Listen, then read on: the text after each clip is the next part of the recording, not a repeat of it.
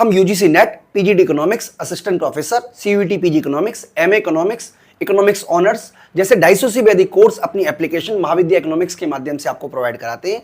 आपको हमारी एप्लीकेशन में वीडियो कोर्स के अलावा test series, PDF notes, hard copy notes भी मिलेंगे। दोस्तों इस वीडियो में हम आपसे डिस्कस करने वाले हैं खाद्य सुरक्षा और सार्वजनिक वितरण प्रणाली के बारे में। तो दोस्तों खाद्य सुरक्षा की जो वीडियो है वो तो हम आपको अपलोड कर रहे हैं यूट्यूब के माध्यम से, और अगर आप सारी की सारी वीडियो देखना चाहें तो आप हमारी एप्लीकेशन महाविद्या इकोनॉमिक्स को जरूर डाउनलोड कर लें। तो चलिए स्टार्ट करते हैं आज की वीडियो को। तो दोस्तों अब हम इस वीडियो में आप बच्चों से डिस्कस करेंगे खाद्य सुरक्षा के बारे में। तो बच्चों हमने ऑलरेडी आपको पीडीएस सिस्टम के बारे में बताया हुआ है, और पीडीएस सिस्टम का जो उद्देश्य है वो भारतीय जनसंख्या को खाद्य सुरक्षा उपलब्ध कराना था। तो खाद्य सुरक्षा की बात करें तो खाद्य सुरक्षा का मतलब होता है कि जो जनसंख्या है उसको पौष्टिक अनाज मिले, पर्याप्त मात्रा में अनाज मिले, साथ ही साथ सस्ती दरों पे अनाज मिले। यानी कि तीनों बातें सामने हैं, पौष्टिक अनाज होना चाहिए, पर्याप्त मात्रा में अनाज मिलना चाहिए, साथ ही साथ कम कीमतों पर अनाज मिलना चाहिए। तो इस पूरी की पूरी प्रक्रिया को हम खाद्य सुरक्षा कहते हैं। तो वर्ष 1980 के दशक में ही भारत जो है वो खाद्यान्न की दृष्टि से आत्मनिर्भर हो गया।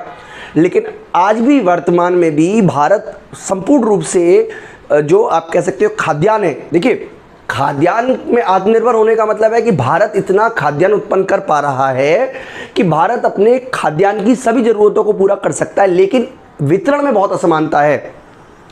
ऐसे बहुत से लोग हैं जिनको पर्याप्त मात्रा में खाद्यान्न वस्तु अभी भी उपलब्ध नहीं है, जबकि भारत के पास पर्याप्त मात्रा में फूड ग्रेन है, उसके बावजूद भी उपलब्ध नहीं है। अगर हम कुछ डेटा की बात करें तो देखिए एक डेटा मैं आपको शेयर कर रहा हूं जिसमें लिखा हुआ है कि वैश्विक भुखमरी सूचकांक अभी हाल में ही जारी हुई है, 2021 की रिपोर्ट है। इसमें बताया गया है कि भारत का स्थान 116वां है। भारत का स्थान, ये थोड़ा सा डेटा गलत है, 124 देशों में 116वां स्थान है, 116वां स्थान प्राप्त हुआ है, जबकि 2020 में ये 94वां स्थान था। यानी कि भारत का जो स्थान है वो वर्तमान में 116 है, जबकि पिछले साल ये 94 था। इसके अलावा अगर हम बात करें बच्चों तो GNI स्कोर में जो चाइल्ड वेस्टिंग है वो 17.3 है। यानी कि लंबाई के अनुसार यानी कि जितना वजन होना चाहिए लंबाई के अकॉर्डिंग उसके कंपैरिजन में वजन कम है। ऐसे भारत में 17.3% बच्चे हैं। इसके अलावा 34.7 बच्चे चाइल्ड स्टैंडिंग का शिकार है। यानी कि जितनी उनकी उम्र है उस उम्र में जितनी लंबाई होनी चाहिए उतनी लंबाई उनकी नहीं है। इसका मतलब लगभग आप कह सकते हो एक तरीके से कि लगभग 1/3 भारतीय जनसंख्या के जो बच्चे हैं वो आयु के अनुपात में जितनी उनकी लंबाई होनी चाहिए वो उतनी लंबाई नहीं है। तो ये सारे के सारे डेटा बताते हैं कि भारत अभी भी अपनी खाद्य आपूर्ति यानी कि खाद्य समस्या का समाधान नहीं कर पाया है। 14% जनसंख्या अभी भी कुपोषण का शिकार है। इसका मतलब है कि भारत जो है वो खाद्यान्न में आत्मनिर्भर हो गया है, लेकिन वितरण की असमानता के कारण यानी कि खाद्यान्न के वितरण की असमानता के कारण भारत अभी भी, आप सिंपल शब्दों में कहें तो, खाद्य सुरक्षा को प्राप्त नहीं कर पाया है। तो यहाँ पे बच्चों कुछ पॉइंट है जो आपको मैं बता देता हूँ कि भारत में खाद्य सुरक्षा के संबंध में 2 बातें ध्यान देने की आवश्यकता है। नंबर 1, भारत में करीब 23% जनसंख्या BPL यानी कि गरीबी रेखा से नीचे जीवन व्यतीत करती है। उनकी आय का बड़ा हिस्सा यानी कि लगभग 75% हिस्सा केवल भोजन पदार्थों में ही खर्च करते हैं। यानी कि भारत में 23% जनसंख्या गरीबी रेखा से नीचे जीवन व्यतीत करती है, और वो अपनी आय का 75% केवल और केवल भोजन पे खर्च कर रही है। इसके अलावा खाद्यान्न उत्पादन में स्थिरता खाद्य सुरक्षा के लिए अत्यंत आवश्यक है, क्योंकि अगर मान लीजिए खाद्यान्न की कीमतें बढ़ेंगी तो ऐसे बहुत से लोग हैं जो भोजन खरीद पा रहे थे, लेकिन क्योंकि कीमतें बढ़ गई हैं इसकी वजह से वो भोजन भी खरीद नहीं पाएंगे।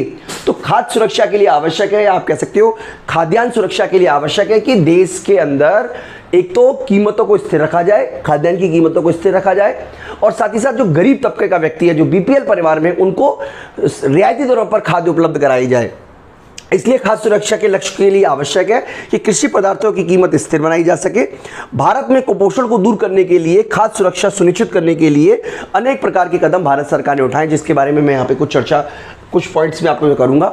सबसे पहला है ईट राइट इंडिया मूवमेंट। देखिए ईट राइट इंडिया मूवमेंट में क्या है कि भारतीय खाद्य सुरक्षा और मानक प्राधिकरण, ये है FSSAI द्वारा नागरिकों को उचित खाद्य पदार्थों को भोजन में शामिल करने के लिए प्रेरित करने के लिए आयोजित एक आउटरीच गतिविधि है। इसके अलावा पोषण अभियान, इसमें महिला और बाल विकास मंत्रालय द्वारा वर्ष 2018 में शुरू किया गया था पोषण अभियान। इसका लक्ष्य क्या है? स्टैंडिंग और अल्प पोषण और एनीमिया, यानी कि जो बच्चे हैं उनमें जो खून की कमी आ जाती है उनको कम करना, ठीक है, उनको कम करने की कोशिश करना। इसके अलावा प्रधानमंत्री मातृ वंदना योजनाएं या महिला एवं बाल विकास मंत्रालय द्वारा क्रियान्वित एवं केंद्र सरकार द्वारा प्रायोजित है, या 1 जनवरी 2017 में सभी जिलों में लागू किया जा चुका है प्रधानमंत्री मातृ वंदना योजना। इसके अलावा फूड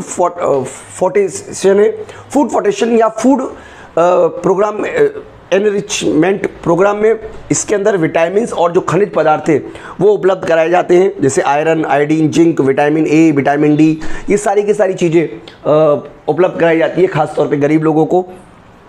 इसके अलावा बच्चों एक अभियान शुरू हुआ था, राष्ट्रीय खाद्य सुरक्षा अधिनियम, राष्ट्रीय खाद्य सुरक्षा अधिनियम। इसके बारे में बच्चों मैं आपसे डिटेल में बात करूँगा।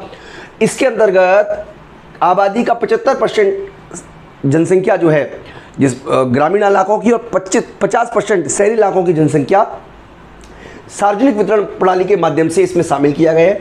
यानी कि भारत में 2013 में खाद्य सुरक्षा अधिनियम पारित किया गया, जिसमें भारत की लगभग 80% तक जनसंख्या इसके अंदर आ जाती है। इसके अलावा बच्चों मिशन इंद्रधनुष है, या 2 वर्ष के कम बच्चों को, यानी कि 2 वर्ष की से कम जिनकी उम्र है उन बच्चों को और गर्भवती महिलाओं को 12 वैक्सीन निवारण रोगों के खिलाफ टीकाकरण के लिए लक्षित किया जाता है। यानी कि इंद्रधनुष योजना है, इसमें महिला और बच्चों को पूरा का पूरा वैक्सीनेशन प्रोग्राम है ताकि उनको बीमारियां ना हो। इसके अलावा एकीकृत बाल विकास सेवा योजना 2 अक्टूबर 1975 को इस योजना की शुरुआत की गई।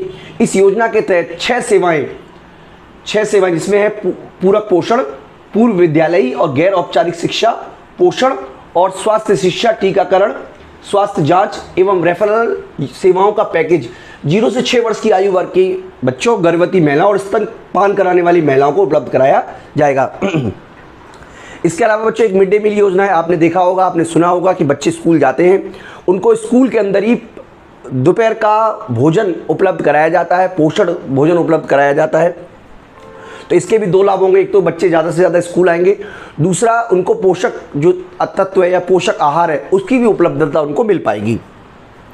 इसके अलावा खाद्य सब्सिडी कार्यक्रम है, जैसे लक्षित सार्वजनिक वितरण प्रणाली, इसके बारे में हम आपको अलग से भी बात कर सकते हैं। इसके अलावा अन्नपूर्णा योजना है, इसमें जो बेहद गरीब परिवार हैं उनको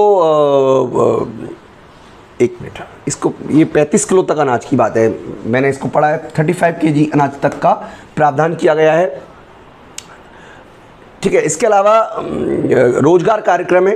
रोजगार कार्यक्रम आपको पता होगा महात्मा गांधी राष्ट्रीय ग्रामीण रोजगार कार्यक्रम है, जिसके अंतर्गत लोगों को 100 दिन का मिनिमम रोजगार प्रदान करने की बात की गई है। तो बच्चों ये सारे के सारे प्रोविज़न इसीलिए किए गए हैं ताकि खाद्य सुरक्षा सुनिश्चित किया जा सके। तो बच्चों हम आपको एक बहुत ही इंपॉर्टेंट टॉपिक अब कवर करा रहे हैं, जिसको हम बोलते हैं राष्ट्रीय खाद्य सुरक्षा अधिनियम 2013। तो भारत की संसद ने 2013 में एक अधिनियम पास किया जिसको हम बोलते हैं भारतीय खाद्य सुरक्षा अधिनियम 2013। इसके अंतर्गत भारत की लगभग 80 करोड़ जनसंख्या को इसका लाभार्थी बनाया गया और ये बहुत विश्व की सबसे बड़ी स्कीमों में से एक है। इसके अंतर्गत जो ग्रामीण इलाकों में रहने वाले हैं उनमें से लगभग 75% लोगों को और शहरों में रहने वाले लगभग 50% लोगों को इसका हकदार बनाया गया। इससे पहले जो सिस्टम चलता था TPDS, उसके अंतर्गत APL और BPL 2 कैटेगरी डिवाइड की गई और BPL परिवारों को ही बहुत ही ज़्यादा सब्सिडाइज रेट पर खाद्यान्न उपलब्ध कराने का प्रोविज़न किया गया था। लेकिन जो ये वाली स्कीम बनी है खाद्य सुरक्षा अधिनियम बनाया गया है, इसमें BPL के अलावा जो APL के लोग हैं उनको भी इसमें शामिल किया गया है। यानी कि एक तरीके से आप कह सकते हो कि ये टारगेटेड पब्लिक डिस्ट्रीब्यूशन सिस्टम का विस्तार है और देश की लगभग आप कह सकते हो कि देश की लगभग 80 करोड़ जनसंख्या जो है वो इसके लाभार्थियों में शामिल है। तो इसके अंतर्गत जैसा कि मैंने आपको बताया इसके अंतर्गत बेसिकली ये बात प्रोविज़न की गई है कि लोगों को अपना गरिमापूर्ण जीवन जीने के लिए पर्याप्त मात्रा में भोजन, पौष्टिक भोजन और कम कीमतों पर भोजन उपलब्ध हो। तो बच्चों इसके लिए क्या किया गया है, प्रोविज़न क्या है कि 3 रुपये किलो चावल, 2 रुपये किलो गेहूँ और 1 रुपये किलो जो मोटा अनाज है वो उपलब्ध कराया जाएगा। इसके अलावा बच्चों एक योजना चलती है जिसको बोलते हैं अंत्योदय अन्न योजना। अंत्योदय अन्न योजना में 35 किलोग्राम अन्न जो है वो गरीबों परिवारों को प्रोवाइड किया जाता है, वो प्रोवाइड किया जाता रहेगा। इसके अलावा बाकी के लोगों को पर परिवार प्रति व्यक्ति 5 किलो खाद्यान्न उपलब्ध कराने की बात की गई है। यानी कि मैं आपको फिर से समझा देता हूँ मैं क्या कहना चाह रहा हूँ। मैं कहना चाह रहा हूँ कि जिन लोगों को पहले अंत्योदय अन्न योजना का लाभ मिलता था, इस योजना का लाभ मिलता था, उनको 35 किलोग्राम खाद्यान्न पहले की तरह मिलता रहेगा। लेकिन जिनको पहले इस योजना का लाभ नहीं मिलता था, उनको प्रति परिवार 5 किलो खाद्यान्न देने का प्रोविज़न किया गया है। यानी कि अगर मेरे परिवार में 5 लोग हैं तो मुझे 25 किलो खाद्यान्न मिलेगा, गेहूँ, चावल, मोटा अनाज मिलाकर। इस तरीके की बात की गई है।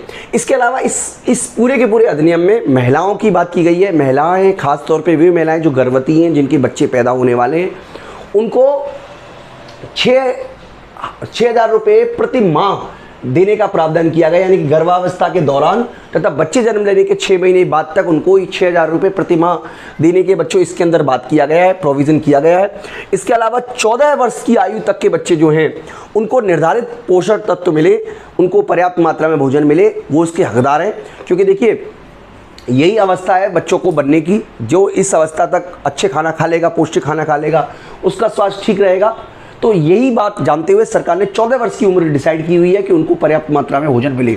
इसके अलावा पात्र व्यक्ति को अगर किसी वजह से खाद्यान्न उपलब्ध नहीं हो पा रहा है तो इस बात का प्रोविज़न किया गया है कि उनको डायरेक्ट कैश बेनिफिट ट्रांसफ़र के माध्यम से उनको पैसा उपलब्ध कराया जाए। उसके बाद वो मार्केट से स्वतंत्र है कि वो मार्केट से बाजार सामान खरीद सकते हैं।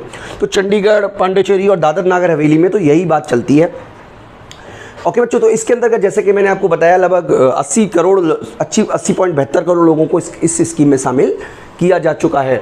इसके अलावा बच्चों केंद्र सरकार और राज्य सरकार जो हैं उनके कार्यों का भी डिवीज़न किया गया है। केंद्र सरकार FCI के माध्यम से जो खाद्यान्न है उनका भंडारण करेगी, उनका परिवहन करेगी, उनको फेयर प्राइस शॉप तक पहुंचाएगी।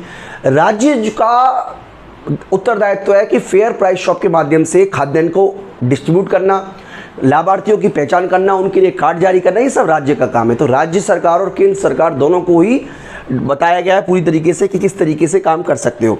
तो बच्चों ये पॉइंट हमने आपसे डिस्कस किए और यही सारी बातें आपको 2013 की जो खाद्य सुरक्षा अधिनियम है उसमें डिस्कस करनी है।